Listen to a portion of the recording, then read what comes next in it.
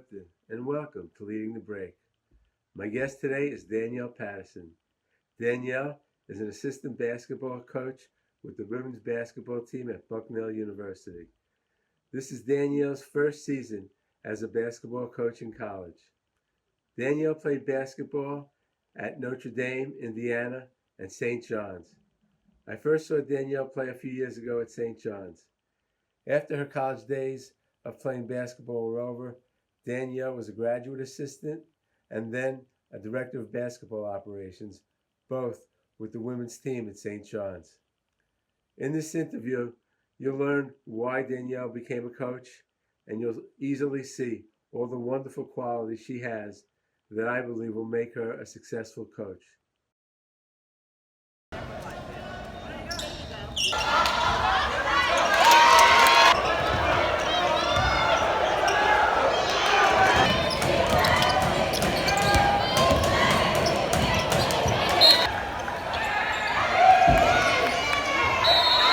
Thanks very much for doing this. All right. So let's go right into the coaching. What are the things that you've enjoyed about it, and what are the challenges that you have found about it? So I'd say definitely one of the joys has been walking into this group that we have here. I think that they're a really genuine group of hardworking young ladies, and that's something that you don't see everywhere. Just the enthusiasm that they bring every day that they walk into the gym. They're so coachable. I think that's been easy on me. Being a first year assistant is just the way that they take information and try to really go out and digest it. That's something that you can't ask for more than that.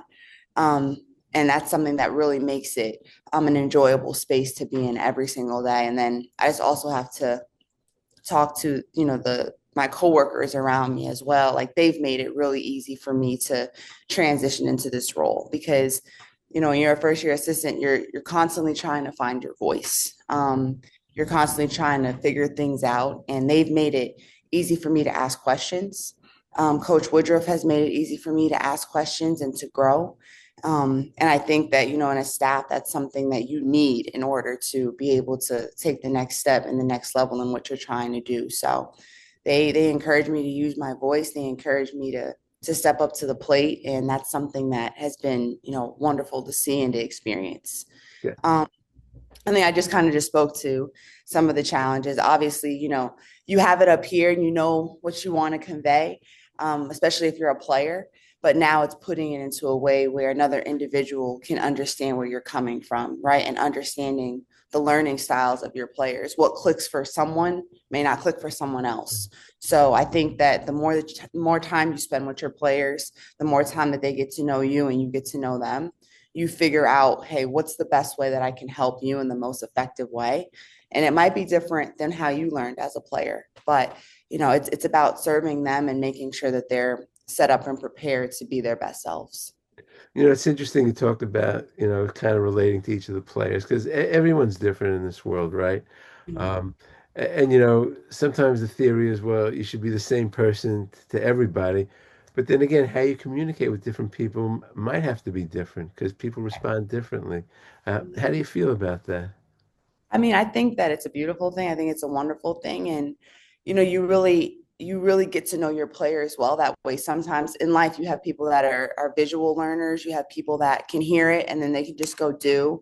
So that's really important, especially as a coach or any type of teacher for that matter, is knowing how do I get information conveyed to you in the easiest way that you can understand and where you can go out and be effective.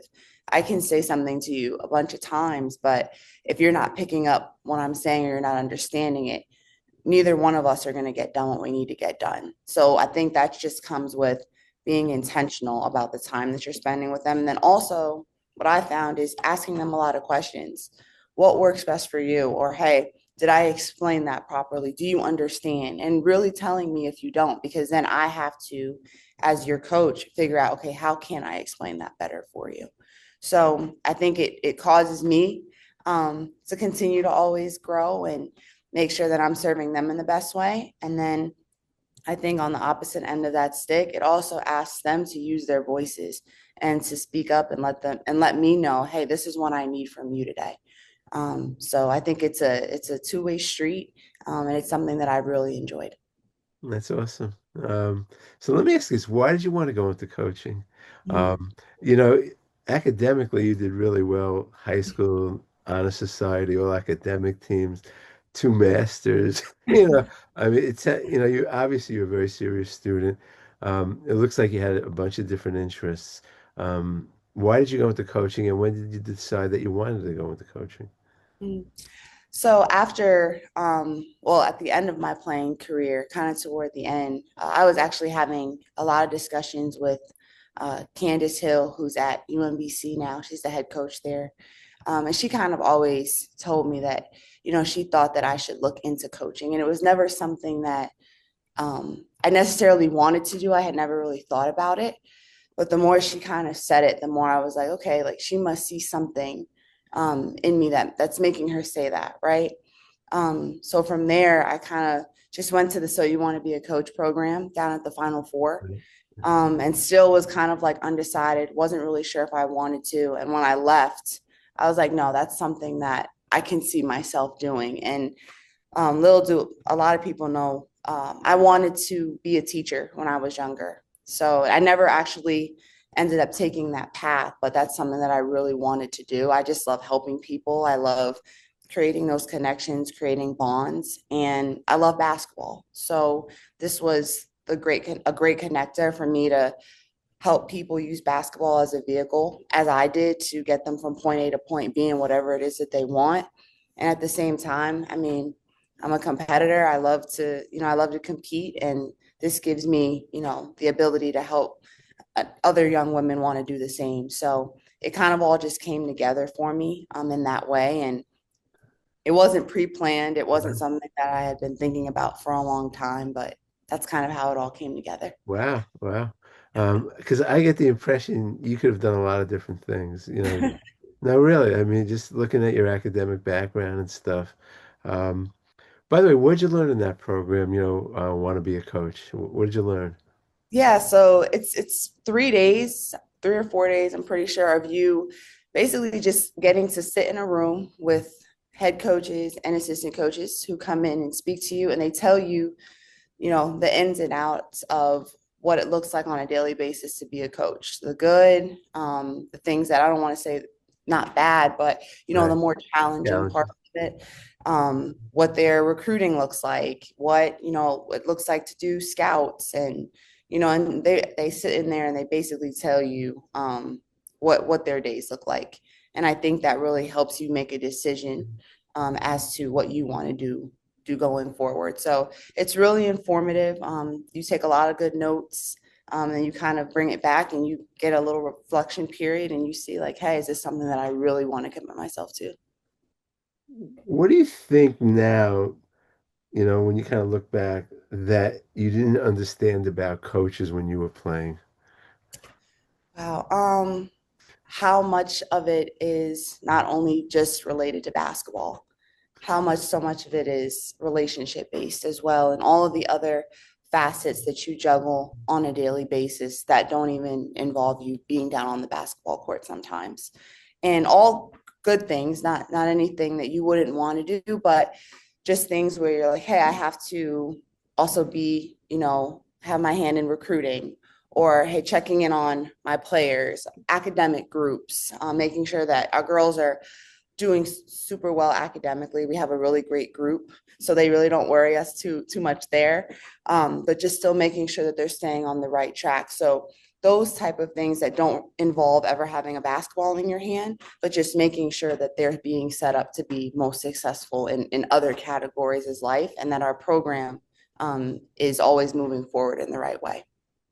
When you talk about that in terms of kind of keeping tabs on the players, is do you have to kind of be careful like how close you get to players versus, the distance and stuff? Do you have to really be careful not to be overbearing or too inquisitive about their lives, or do they want that? And do the coaches want that?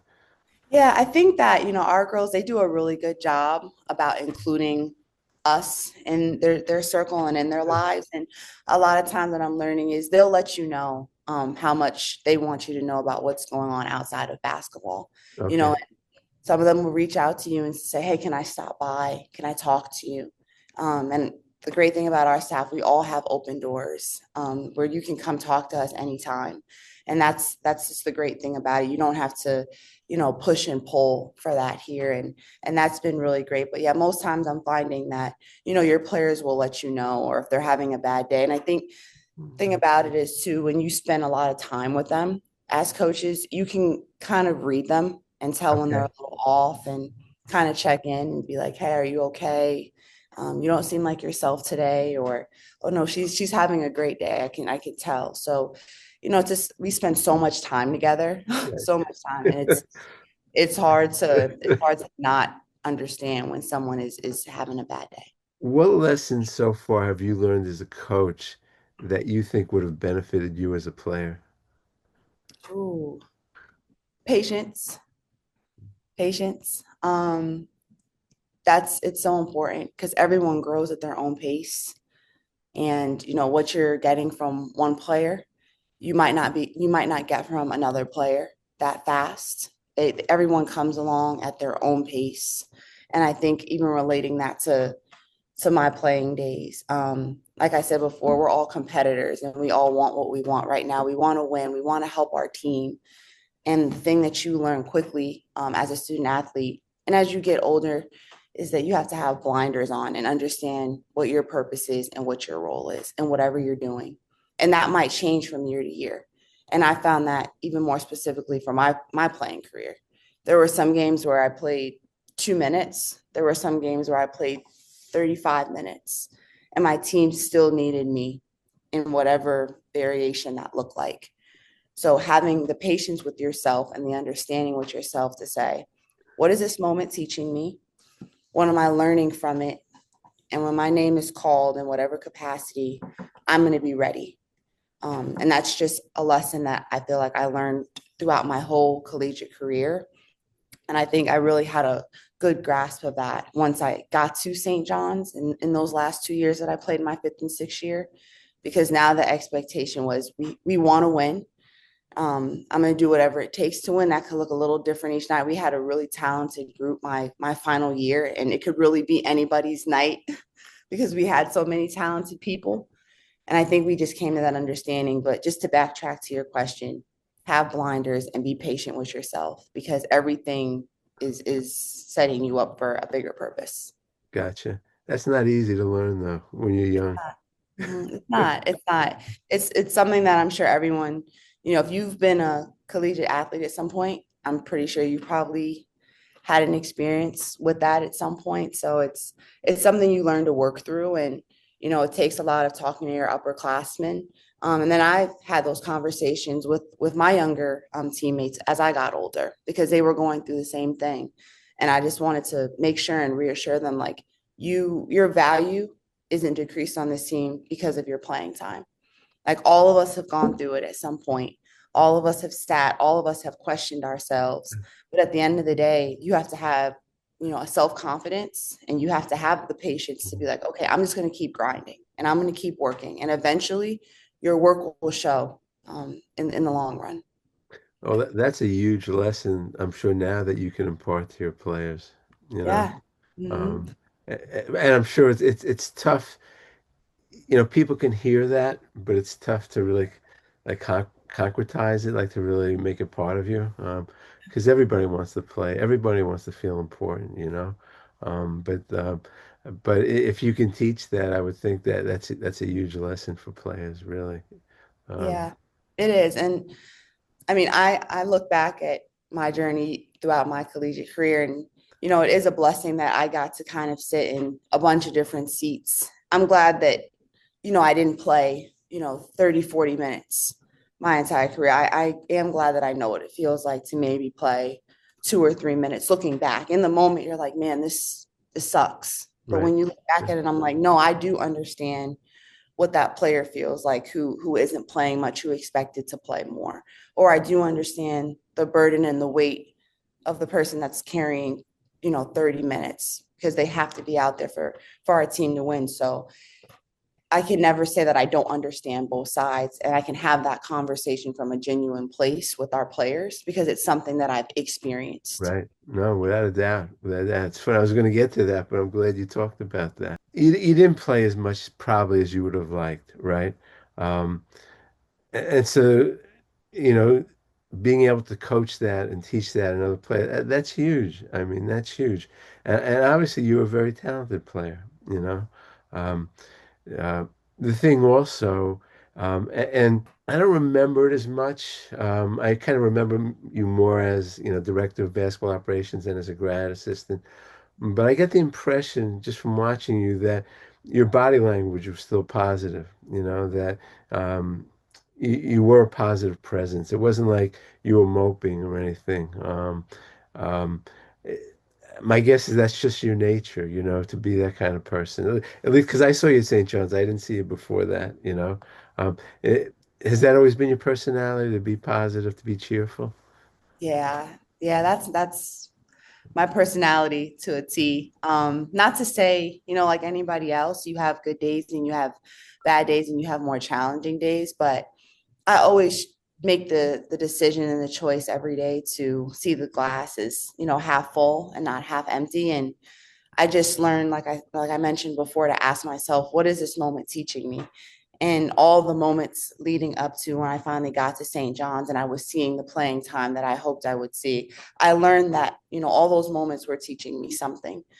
So that when I got to St. John's, yeah, I still had to work on things and I still wanted to better myself as a player. And there are things I wanted to accomplish. We wanted to get to a tournament. But I had seen all that stuff in some variation before. And I know my experience would carry me in those ways. I had played in, a tournament games. I had played or seen a national championship before and been on that stage. I seen what hard work looked like through my older teammates.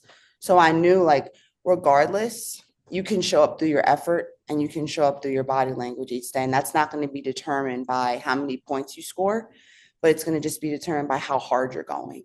So for me, I knew that, whether I was playing a lot or a little moping around the locker room and not being a positive presence for my teammates, that doesn't help anybody. And I didn't want to ever be remembered as that teammate.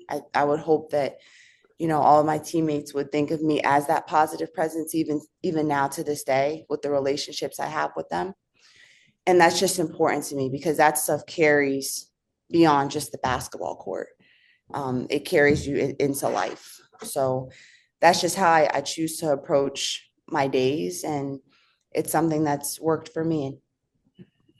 Um, yeah, believe me, I'm going to talk about your mom in a minute. Uh, but the other thing is, and also I'm wondering what kind of lesson you derive from this. Your first year at St. John's, the team didn't do well. The Mhm. next year, you guys are in the NCAA tournament. You almost make it to the Sweet 16. The idea of how fortunes can shift from one year to the next. Um, what do you think you learned from that? How do you kind of incorporate that into coaching, you think? I think that the thing that I learned most is how to show up like every single day for your teammates, right? When you are trying to reach a tournament or trying to do something, of that caliber with your season, you're going to go through a lot of ebbs and flows throughout the season. You're going to hit high points, you're going to hit low points. I don't want to sit here and make it seem like we were perfect all the time as a team. Like, we fought sometimes, we didn't always agree with each other. We had our stuff in the locker room sometimes where we were like, hey, we got to get it together. But at the end of the day, you still show up for the person on your left and your right. And that's the thing that never left. And I still remember it to this day. Our point guard, Mimi Reed, she would always just tell us we have to keep the main thing the main thing. And she harped on that the whole season as our point guard. She was definitely our vocal leader. She had the ball in her hands. She was someone just directing traffic for us all the time. She had played at a high level in the SEC. And she was just someone that was like, hey, like, we need to do this and we need to stay on task. So that helped us a lot, but definitely just showing up for your teammates and making sure that you're coming in every single day with the same mission in mind, and not wavering from that. And I'm sorry, I forgot the second part of your question, No, but just the idea of how fortunes can change, mm, and from one season to the next, and as you just spoke about, even within a season, yeah, um, and I think that's, you know, maybe incorporating that into your coaching is also an important lesson for players, how yeah. things can turn around. Because listen, you have a losing season, I'm sure that's difficult. You put in all that work, and sometimes it doesn't bear fruit, and that's part of life. That happens, Um, but that things can turn around, So, um, and you guys really turned it around in one season. Now, obviously, there were new players and stuff, but things do change, and life has a way of not staying the same, Yeah. And yeah, definitely. And with your own game too. I mean, your first year you didn't shoot the ball as well. The second year, your shooting percentage really skyrocketed. Just the fact that your own game improved. I mean, I think that's also a lesson, as a coach that things can change, and by the way, what did you do to kind of improve your shooting your last year? Get in the gym. Get in the gym, simple as that. A lot of reps in the off season. That was something I was very intentional about, with the looks that I was getting and just knowing our offense better going into my second year and what I was going to be, the position that I was going to be playing. I had a better feel of it going into my second year at St. John's. So just being able to pick my spots better and then getting intentional reps, with my coach, at the time, and just saying, hey, like I want to be better in these spots with game like reps. So nothing, no secret sauce to it, just Okay. getting in the gym. Mm. So I've talked to you about this before. Your first year, the thing I would notice about you, offensively, is you'd be wide open on the perimeter, and you kind of look like you'd say to yourself, "I can move in a little closer," and you dribble in, and you'd be kind of like in no man's land, um, Mm. and you kind of like they were giving you the shot, but it wasn't necessarily the shot you wanted, you know. That's how I see it. I know a lot of coaches will say if you have an open shot, take it, but I don't always believe that's the best shot for a person. I feel the shot that the person's looking to take is better than the shot that the defense is giving. What do you think about that philosophy? I mean, I agree. I feel like, it's a gauge. Sometimes we often say here too, like, can we pass up, a good shot for a better shot? Like you might be open, but what's the better shot? So that just thinking about it in those terms, I always try to think about that as a player. I do have an open shot, but look at the time on the shot clock. What are we trying to accomplish within this play? And then, hey, sometimes you do pass up your own good shot for a better shot to a teammate who like, okay, she reps those out. Do I rep these out? Okay, that's probably the better shot in this scenario. Or what is our play trying to get us, set into? What are we really looking to get out of this? So those are all questions that are kind of going through your mind as you're playing. You don't want to over question yourself because Right. then you do make it more complicated than what it has to be. But it's just, quick things that are going through your mind. Okay, now we're playing.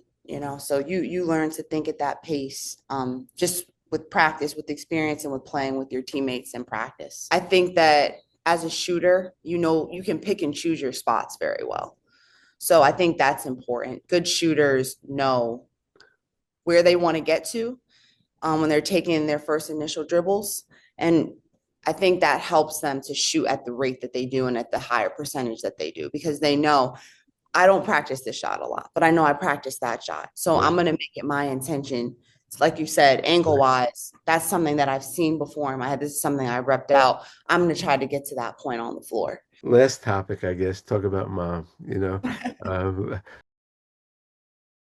So your mom's a very sweet woman, really Oh, very. thank you. Yeah, she really is a sweetheart. I Thank would see her after games. I'd be walking up the stands, and you. I like to chat with parents because I know how much it means to parents. You know how much they go through, kind of to support their kids.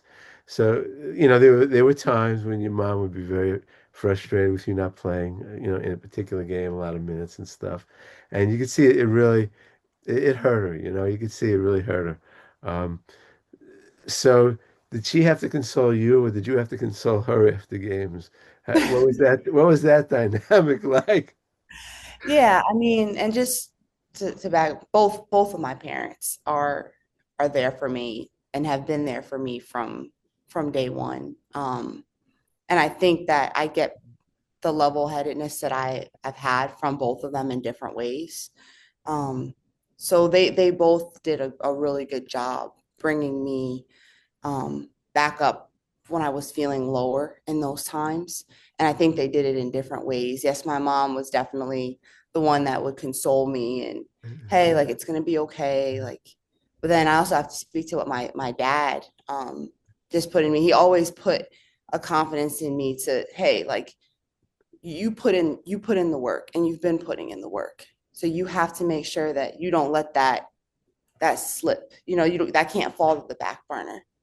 Um, so yes, it was both of them. And I know you'd often see my mom at the game. So yes, yes to your point, but they've just done a really good job. I think that they've created a very strong-minded individual in me, and it takes a lot for me to really get super down on myself. And yes, it can happen when you're not playing as much as you want and not seeing the playing time that you want. But I've always had a very strong support base from them, thank God. And it's something that I've been grateful for. And I think it did get me through those times when I wasn't playing as much or when things weren't going my way. So I think I'm tougher for it because of those two.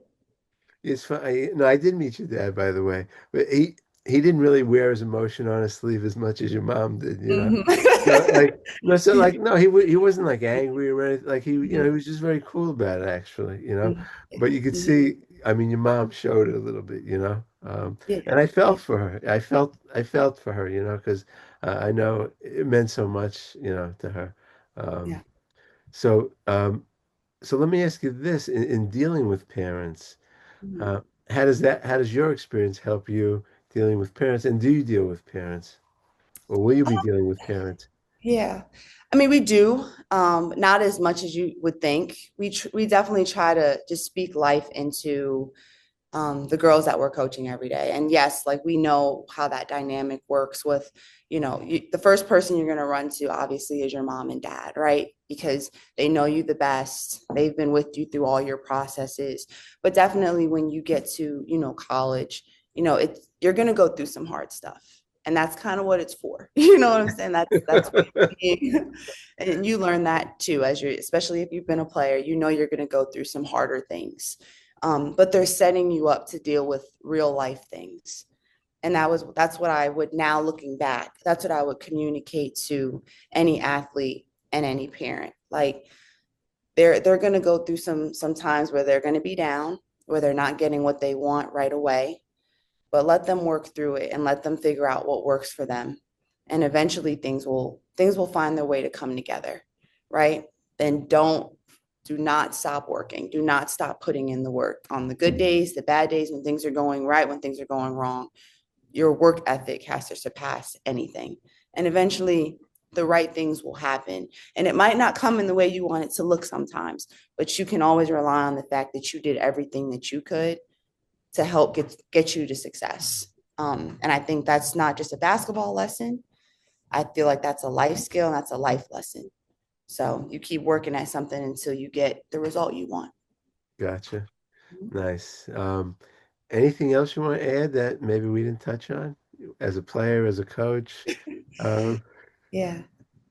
Just super grateful for this opportunity. Super grateful to be a part of this staff. I think what we're putting together here at Bucknell, we're a relatively new staff for the most part. We get along super well. Just so thankful to them, thankful to Coach Woodruff for having me here and giving me this opportunity. It's not something that I take lightly. And, it's been a really great opportunity to work with these young women and work beside the people that I get to work with every single day. And that's not something that you get everywhere. So just something that I don't take for granted. And it makes it easy to get up in the morning and come to work, but it's something that you really love doing. So well, that's great. Listen, I think they're going to be very happy to have you, you know. No. And like I said, I'm going to really miss seeing you. Um, the Patriot League doesn't, maybe they go to West Point, but it's a little bit of a drive We're coming to considering. Hofstra this year. We'll be at Hofstra. Oh, you really? Oh, Yeah. I didn't. I'm not Mhm. sure I noticed that. All right, I gotta check that Mhm. out. Yeah. I Yeah. gotta check that out. Uh, the um, hopefully maybe you guys will come to St. John's in the next few years. Best of luck. I really feel you're gonna do wonderfully, and say hi to your folks. I And will. I will. Thank you, Andy. I miss you yeah. as well. Thank Oh, you. thank